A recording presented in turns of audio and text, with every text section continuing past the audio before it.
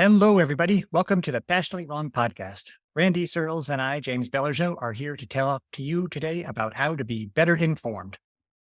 This is something that a lot of people are worried about today because we feel like we are in a paradoxical time. We have access to more information than humanity has ever had before, and we're also awash in misinformation or misleading information or wrong information. So the challenge for all of us becomes, how do you sift through the information that we're all floating in and decide what are the things that are true and what are the things that will actually help you make progress in life?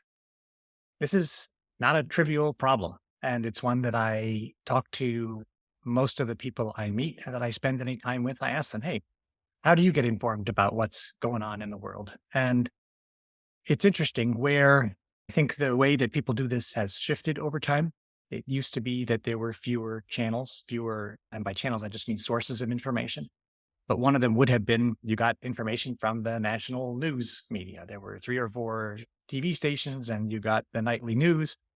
And you would also have, as a complement to that, the morning newspaper. So between the newspaper in the morning and then news in the evening, you got a sense of what was going on in the world. And it wasn't always only factual. You also got indirectly a sense of how to think about it because the way the news presenter talked about it formed a little bit your opinions. That seems to me to have entirely fragmented in the meantime. There's still obviously news and many more channels of news. There's many newspapers and online publications, but there's nothing like a consistent message that is produced by those people. In effect, you are entirely free to choose the news and the narrative, if I can use that overused word, story that you wish to choose.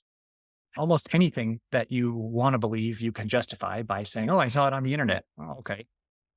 That doesn't mean that it's true. So I think the starting problem we have is people still want to know what's going on in the world. They still want to be well informed, but they have so many places to choose from that it's difficult to know if the sources they've chosen are accurate.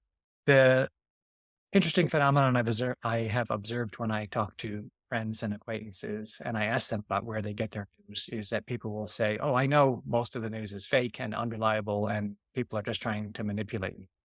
And then they say one of two things, which doesn't make sense to me, but I just want to see if maybe we can figure it out. They say first, well, other newspapers and other news sources are corrupt, but the ones I read are accurate. And this is not limited to left or right or any particular belief. It's just people think, oh, those people over there who believe something different are idiots, but my news sources are accurate. Or the person will say, I know my news sources are also suspect, but I read widely. So I read on the left, I read on the right, I read this news source and that news source, and I try to triangulate to some sort of truth in the middle. So either people believe that they have found an accurate source of truth and everyone else is an idiot, or they think they're uniquely positioned to figure out what's true and what's not true by reading widely. And to me, both of those are suspect beliefs that are consistent with how human psychology works. But anyway, that's the problem. A lot of information, hard to figure out what's true. And anything else you want to add to the setup, Randy? I agree with everything you said. I think a problem we have in maybe I feel like when you and I were educated, we were given a lot more encouragement for critical thinking. And I feel like that's maybe lacking in a lot of secondary schooling, maybe even in the college level, if depending on where you get your source of what's going on in college. And I fall into the second category. I listen to CNN. I listen to NPR, which I consider more left and liberal. And then I also listen to some Daily Wire stuff, which is obviously more right. I think the biggest problem I notice is everything seems to be more opinionated than just the facts, ma'am. And I remember, we're old enough to remember when Reagan was running for president and they had, I forgot which news channel, but the newscasters were making disparaging facial, depending on who said something or what they said, they were doing something with their face that the audience could see.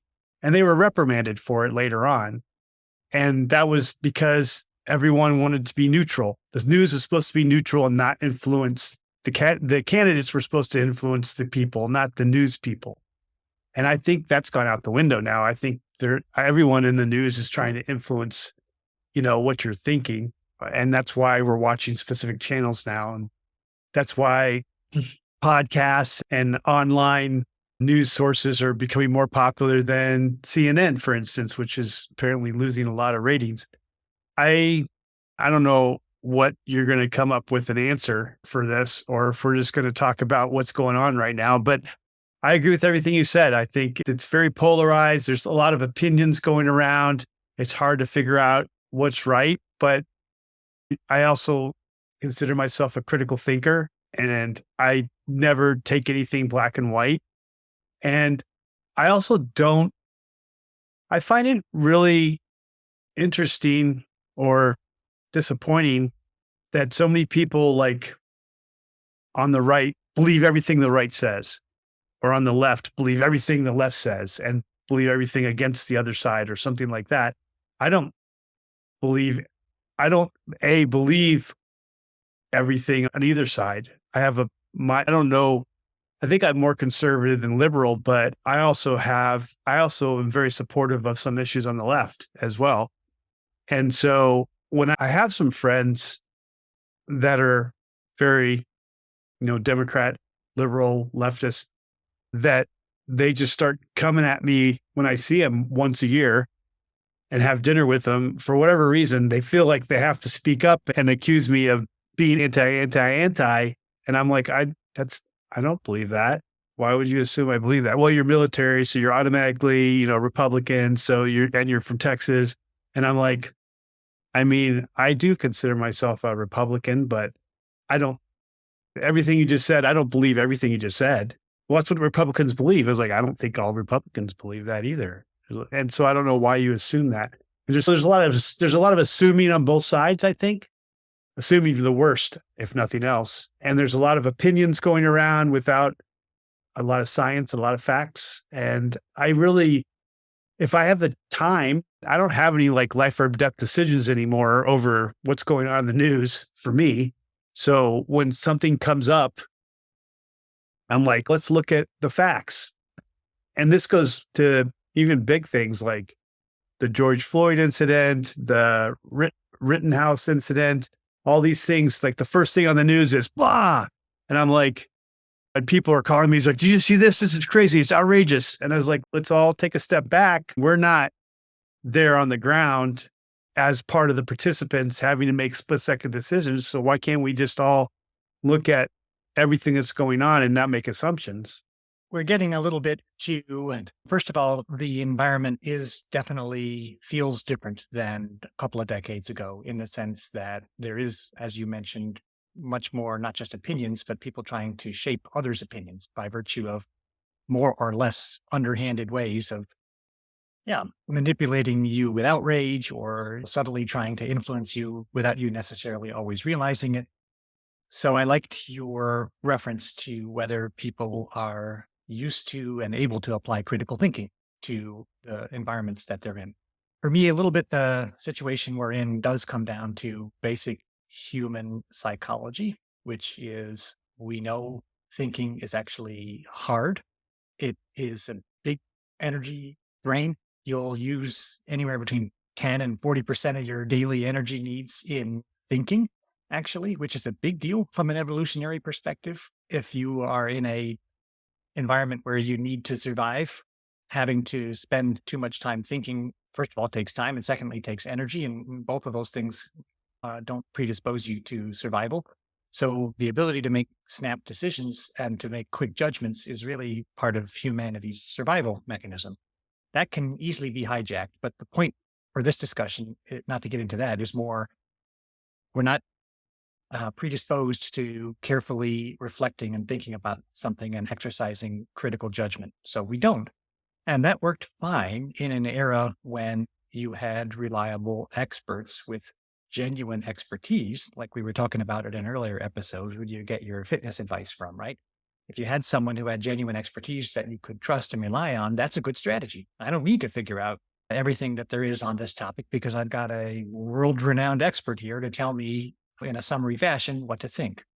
Now you've got people claiming to be experts and telling you things that may or may not be true for reasons of their own that may not be consistent with your reasons. You just want to be informed to make a good decision. They're actually trying to get you to vote a certain way or donate money to something or buy a product. So lots of people trying to manipulate us and hijacking our tendency to want to rely on the judgment of experts and basically not do the hard work of critical thinking. So probably a lot of it does come down to basic human nature and whether we are able to and can force ourselves to apply critical thinking. That leads to a little bit the mess that we're in right now. I would say not to get too far into the topic of critical thinking. That's worthy, again, of its own longer discussion. But when you talked about friends coming to meet you and assuming you held certain positions or just really being firm in their beliefs, one of the simplest hacks that I have found that helps me avoid being passionately wrong about a topic is actually to assume I am slightly wrong or probably wrong in the sense that it means I don't hold my opinions as strongly as I used to. I say, yeah, this is what I think, but I could be wrong. And adding those words, but I could be wrong, helps me get out of the trap of assuming I've already got all the facts or that I know everything I need to know. And it's much more conducive to actually having a discussion with someone or being open to receiving new information. If you say, this is what I think right now, but tell me something and maybe I'll change my mind. And that sort of openness to new information and openness to the idea that you might not know everything that you should know or could know about a topic that helps one progress. And so when it comes to being better informed, ironically, I find assuming that you are not well informed is one of the best ways to make progress. Do you know what I'm trying to say? No, I agree. And also, I think this is a result of the how much money people are making off social media by the views and the clicks. You'll hear make somebody make a statement in the news, or you'll hear about an incident like the unfortunate shooting in Nashville or something like that. And everyone just assumes the worst immediately. Everyone just starts no one knows anything about the event, the news event, and everyone just assumes the worst and starts putting out these crazy opinions that may or may not be right without waiting for any of the results or for any feedback. And the same thing with someone making a speech, whether it's DeSantis, Trump, Biden, whoever, they misspeak, which in the past, back in the 90s, someone misspoke, you made a joke about it, you moved on.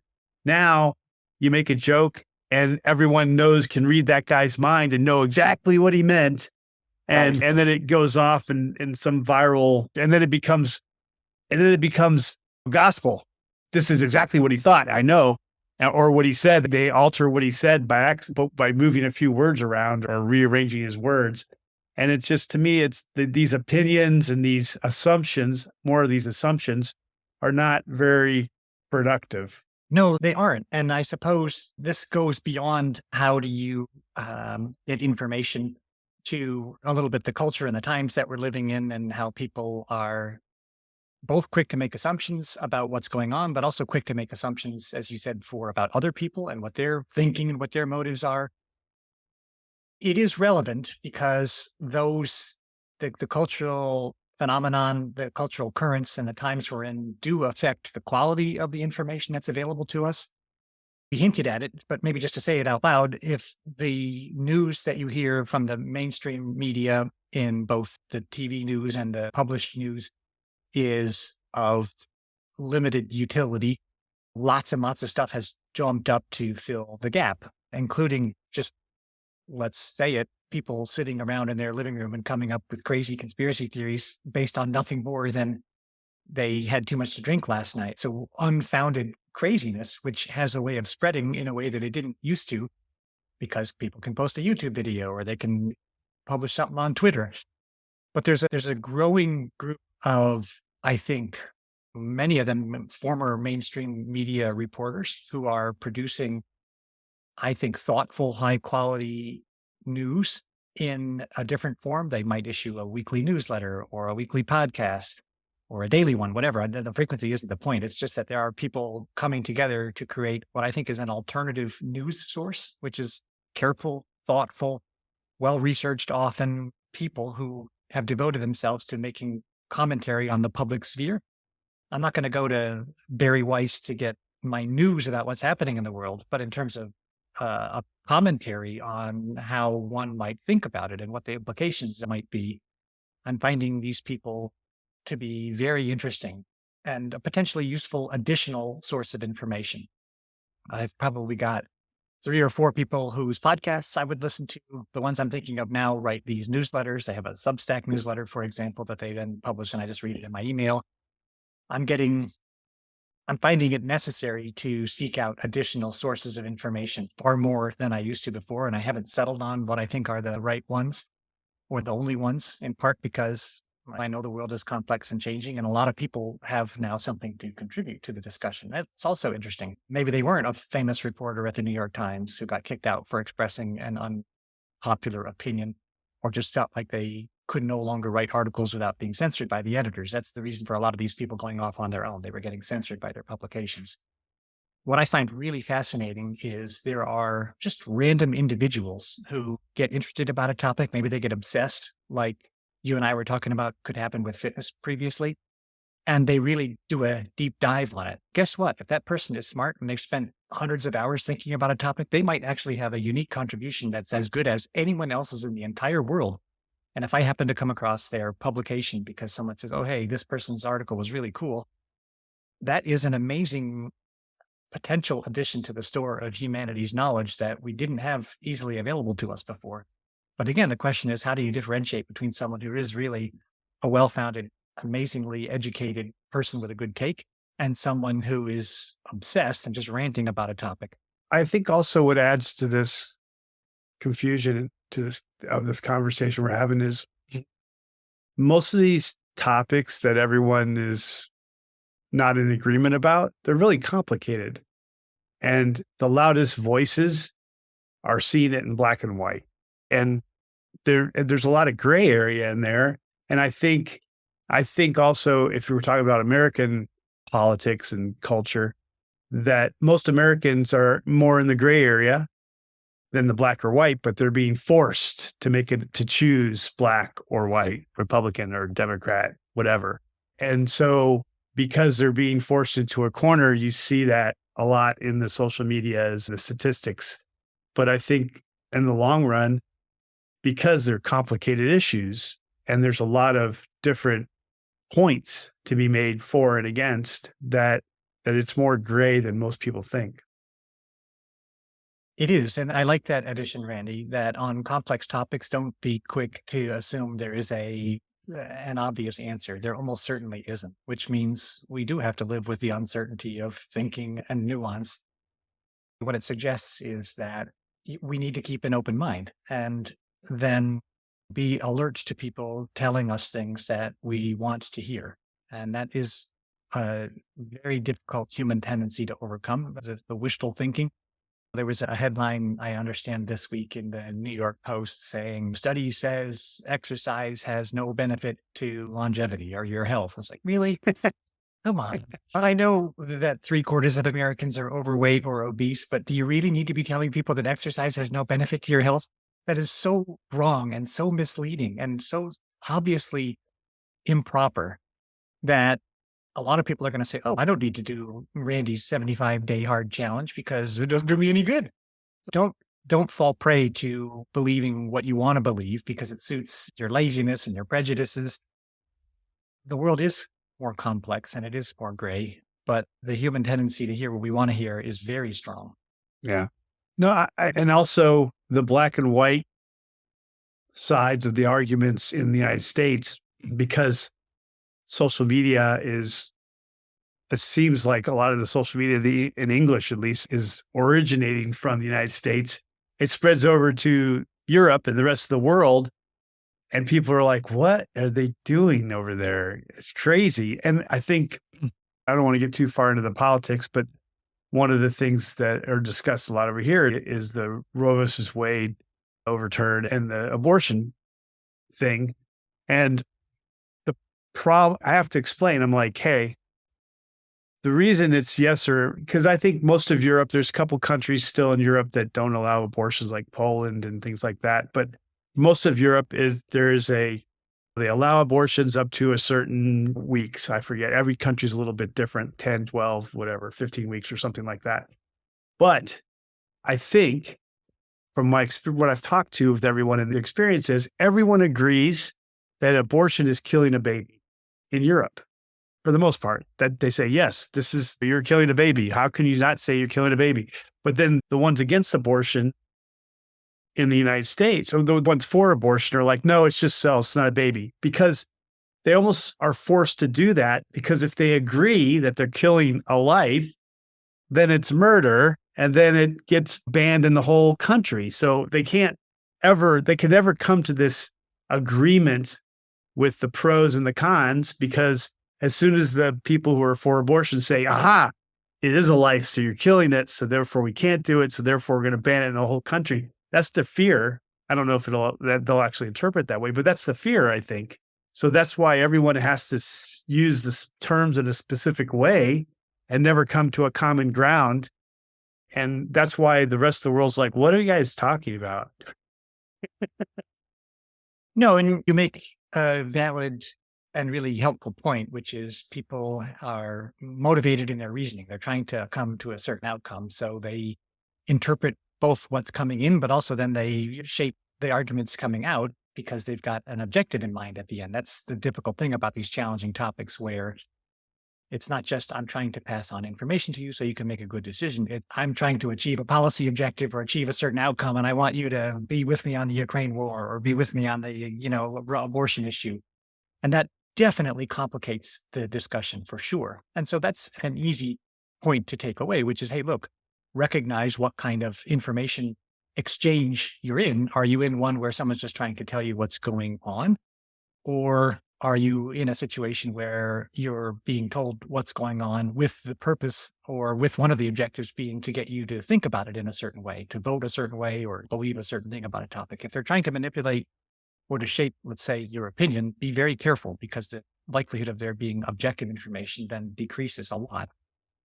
I would say we have uncovered a couple of tools to help one improve the quality of their information gathering and indirectly their thinking. We said you got to keep an open mind, keep yourself open to the possibility that you could be wrong. You mentioned, and I like it, don't be so quick to react to the immediate headline. If it's not a life or death situation, just wait and see more information coming in. Supporting that point, I would say not just read multiple sources, although you should gather information from multiple sources. Try to gather information from multiple diverse sources. So hearing opinions on this side and on this side. And I'd like to add another one, Randy, which is something I've observed. I don't see this happen very often, but I think it's a really helpful practice. I listen to the Lex Friedman interview podcast. He does these long form interviews with really interesting people. He started out doing AI researchers and physicists, but has since expanded to various prominent people of all different kinds. And what he often does is when they get to a controversial topic, he'll ask the person to steel man a case that has been made. So the person has a view, and Lex asks them to take the opposing view and make the strongest argument. So steel man it, make the strongest argument in favor of the opposing view that the person obviously does not hold, as a way to have a really good discussion where, like, I know you believe X, but now make the best case you can for Y. And that is, boy, if you think thinking is hard, thinking and making an argument for a view that is the opposite of what you believe. So you're a violent pro-life believer, and now you have to make a case in favor of abortion. Well, okay, that's a really interesting exercise. And I find it actually improves the quality of one's thinking greatly, because it makes you question your own assumptions, makes you question what you know about the issue. And what I've also observed listening to Lex's podcast over many months is most people can't do it. They just immediately zoom by it and say, well, okay, or they can't do it. And that for me says something, that we're so invested in our own opinions, we can't even see the other side, let alone make the argument for the other side. I like it because it's something that lawyers have to do, right? I say, look, I'll take either side, and I'm happy doing it. I find it funny that I agree with you. I'm gonna start listening to that podcast. I'm gonna add. You already suggested some other ones. I'm gonna listen. I'm gonna add that to my list. But that's something did in high school and college, right? It's called debate. Debate, You right. you put yourself in the other guy's shoes to figure out all the things he's going to argue against you so you can come up with counter arguments. And that's the only way you can have a real debate, a successful debate.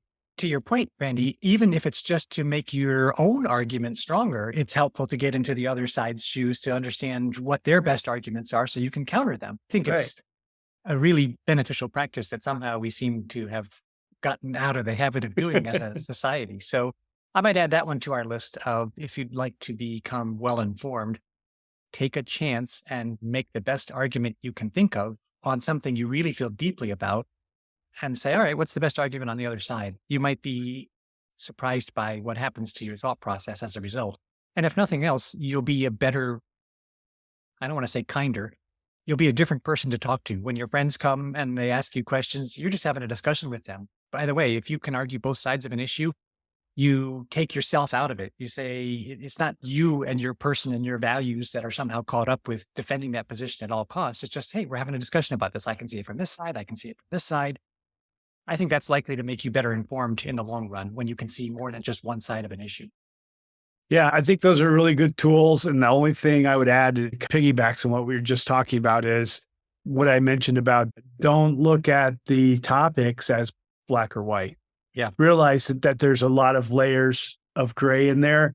And I think most people who look at, if they stop looking at it like this is the truth and there's nothing else but the truth, if they look at it as in there's these other layers in there, you might find they could move more towards the center a little bit, if not at the center, but at least towards the center, and kind of understand where people are coming from.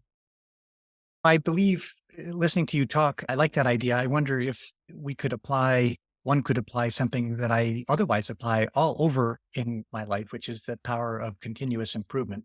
Just make incremental changes over time, or incremental effort over time. Maybe in the information gathering sphere, or thinking sphere, or believing sphere. Well, how do I form my opinions about the world? Rather than saying, this is what I believe, and now I'm going to harden my opinion, you could say, this is what I believe at this moment. And with each new bit of information I gather, I'm going to allow my belief to evolve or change or get better informed. And so maybe viewing your thoughts about the world as being a function of every day, you have the potential to learn something new, and you'll allow that to shift the course you're on. I'm just talking out loud here with you, and I just had this thought real time as we were talking. I might think about what it means to apply continuous improvement principles to thinking and beliefs as well, because that might help you avoid being so committed to a belief that you hold it in the absence of, or in the face of, contrary evidence and new information. We should adapt our thinking to new information. No, I like that. Okay. Hopefully we've not made your task harder today, in the sense that although we're asking you to think, we've given you a few tools for applying thinking. We're going to come back to what it means to critically think, because we think we learned how to do it when we were younger. I probably could use some refreshers on what it means, but I think it's a helpful way to avoid being dangerously wrong in a world where there's a lot of people who are deliberately trying to get you to think things that you wouldn't otherwise think. So thanks for listening, everybody. We look forward to hearing you, or having you hear us again next time. Yep. Thanks. See you next time. We'd love to hear what you think, so please comment on the show with your thoughts. We read all of your comments. Thanks for joining us, and thanks for subscribing. See you next time.